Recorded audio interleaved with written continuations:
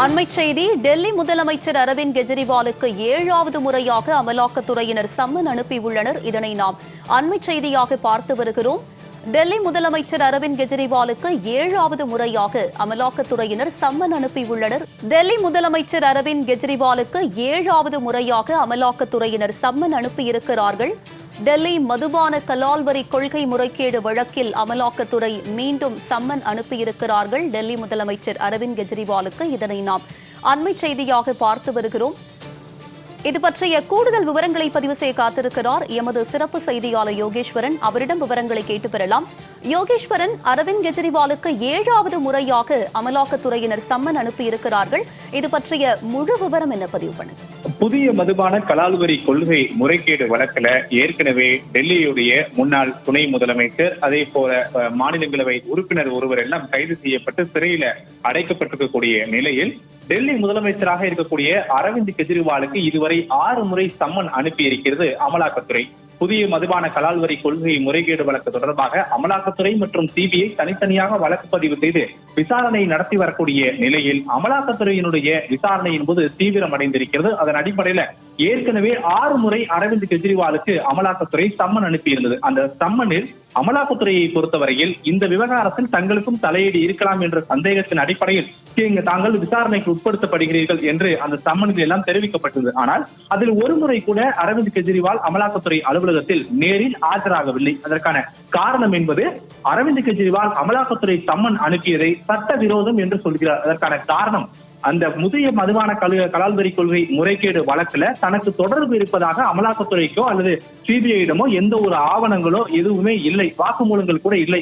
அப்படி பார்க்கக்கூடிய பட்சத்தில் எதன் அடிப்படையில் தனக்கு சம்மன் அனுப்பப்படுகிறது, அப்படி சம்மன் வேண்டும் என்றே அனுப்பப்படுகிறது என்றால் அது சட்ட விரோதமானது என தெரிவித்து அரவிந்த் கெஜ்ரிவால் ஒவ்வொரு முறையுமே அமலாக்கத்துறை அலுவலகத்துல நேரில் ஆஜராகுவதை தவிர்த்து வந்தார். அதே நேரத்தில் அரவிந்த் கெஜ்ரிவால் அமலாக்கத்துறை சம்மன் தொடர்பாக நீதிமன்றங்களில் வழக்கு ஒன்றை தொடர்ந்திருக்கக்கூடிய நிலையில இந்த வழக்கு என்பது நிலுவையில் இருக்கக்கூடிய சூழலில் இந்த வழக்கு நிறைவடையும் வரை அமலாக்கத்துறை எத்தனை முறை சம்மன் அனுப்பியிருந்தாலும் நான் நேரில் ஆஜராக போவதில்லை என்பதை அரவிந்த் கெஜ்ரிவால் ஒவ்வொரு சம்மனிலும் கூட திட்டவட்டமாக தெரிவித்து வந்தார்.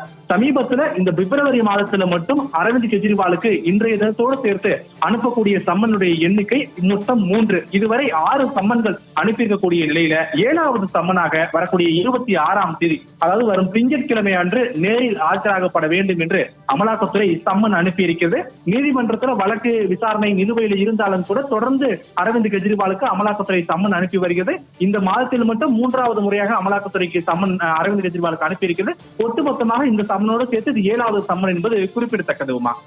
யோகேஸ்வரன், 7வது முறையாக டெல்லி முதலமைச்சர் அரவிந்த் கெஜ்ரிவாலுக்கு அமலாக்கத்துறையினர் சம்மன் அனுப்பியிருக்கிறார்கள். வரும் 26ஆம் தேதி நேரில் ஆஜராக.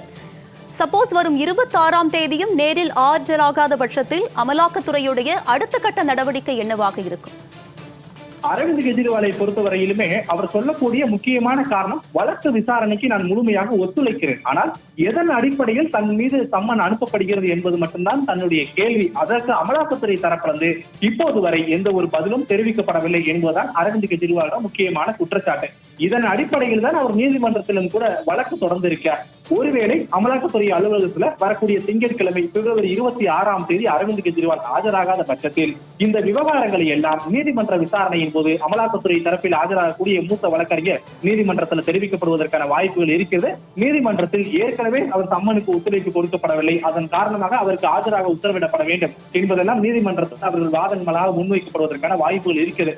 இப்போதைய பொறுத்தவரையில் அரவிந்த் கெஜ்ரிவாலுக்கு இருக்கக்கூடிய வாய்ப்பு நீதிமன்றங்களை நாடி இருக்கக்கூடிய அந்த உத்தரவுக்காக காத்திருப்பது மட்டுமே. ஒருவேளை உத்தரவை நீதிமன்றங்கள் வழங்கக்கூடிய பட்சத்தில் நேரடியாக அமலாக்கத்துறை அலுவலகத்தில் அரவிந்த் கெஜ்ரிவால் ஆஜராகுவதற்கான வாய்ப்புகள் இருக்கிறது. ஆனால் ஹேமந்த் சோரன் வழக்கில் அமலாக்கத்துறை அதிகாரிகள் நேரடியாக முதலமைச்சருடைய இல்லத்திற்கு சென்று விசாரணை நடத்திக் கொள்ளுங்கள் என்பதை தான் ஜார்க்கண்டுடைய உயர்நீதிமன்றம் தீர்ப்பாக வழங்கியிருந்தார்கள். அதே தீர்ப்பை கூட அரவிந்த் கெஜ்ரிவால் டெல்லி உயர்நீதிமன்றத்தில் மேற்கோள் காட்டுவதற்கான வாய்ப்புகள் இருக்கிறது. அப்படி மேற்கோள் காட்டக்கூடிய பட்சத்தில் அமலாக்கத்துறை அலுவலகத்தில் அரவிந்த் கெஜ்ரிவால் ஆஜராகுவதை விட்டுவிட்டு அவர் வீட்டிற்கே சென்று அமலாக்கத்துறை அதிகாரிகள் விசாரணை நடத்துவார்கள் என்றெல்லாம் எதிர்பார்க்கப்படுகிறது. ஆனால் வரக்கூடிய திங்கட்கிழமை அரவிந்த் கெஜ்ரிவால் ஆஜராவாரா என்பதற்கான கேள்வி என்பது அன்றைய தினம்தான் ஆம் ஆத்மி கட்சியின் அதிகாரப்பூர்வ அறிவிப்பால் தெரிவிக்கப்படும் என சொல்லப்படுகிறது. ஒருவேளை அரவிந்த் கெஜ்ரிவால் ஆஜராகாத பட்சத்தில் சட்ட வழிமுறைகளை அமலாக்கத்துறை நாடுவதற்கான வாய்ப்புகள் மிக அதிகமாக இருக்கிறது. உமா, உங்களுடைய விரிவான விவரங்களுக்கு நன்றி யோகேஸ்வரன்.